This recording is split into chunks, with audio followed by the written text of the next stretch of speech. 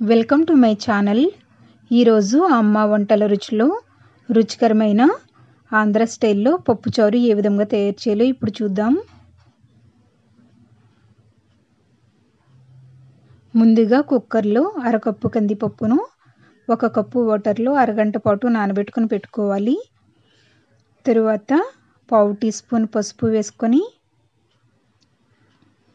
తరిగి పెట్టుకున్న ఉల్లిపాయ 1, తరిగి పెట్టుకున్న పచ్చిమిరపకాయలు 2 వేసుకొని 3 లేదా 4 విజిల్స్ వచ్చేంత వరకు ఉడికించుకోవాలి. 4 విజిల్స్ వచ్చిన తర్వాత స్టవ్ ఆఫ్ చేసుకొని కుక్కర్ కొంచెం చల్లారిన తర్వాత మూత తీసుకుందాం. ఇలా ఉడికించుకున్న తర్వాత దీనిని మెత్తగా రుబ్బుకోవాలి. ఇలా రుబ్బుకున్న తర్వాత స్టవ్ మీద కడాయిని పెట్టుకొని 2 లేదా 3 టేబుల్ స్పూన్ల నూనె వేసుకొని నూనె వేడైన తర్వాత చితక్కొట్టుకున్నటువంటి వెల్లుల్లిపాయ రెబ్బలు 7 లేదా 8 వేసుకొని వేయించుకోవాలి. ఇలా వేగిన తర్వాత 1/2 టీ స్పూన్ ఆవాలు, 1/2 టీ స్పూన్ జీలకర్ర, 3 ఎండుమిరపకాయలను ఇలా తుంచుకొని వేసుకోవాలి. ఇవి కొంచెం వేగిన తర్వాత 2 రెమ్మల కరివేపాకు, కొద్దిగా ఇంగువ వేసుకొని వేయించుకోవాలి.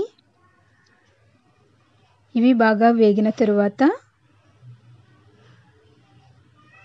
ఉడికించి మెత్తగా రుబ్బుకున్నటువంటి కందిపప్పును వేసుకోవాలి. 1/4 టీ స్పూన్ కారం వేసుకొని చిన్న నిమ్మకాయ సైజ్ అంతా చింతపండును రసం తీసుకొని వేసుకోవాలి. తరువాత 1.5 గ్లాసు లేదా 2 గ్లాసుల వాటర్ వేసుకొని ఒకసారి అంతా బాగా కలుపుకుందాం. ఇప్పుడు రుచికి సరిపడినంత ఉప్పు వేసుకొని ఇది బాగా మరిగేంత వరకు మరిగించుకోవాలి. ఇలా మరిగిన తర్వాత స్టవ్ ఆఫ్ చేసుకొని ఒక బౌల్లోకి తీసుకుందాం.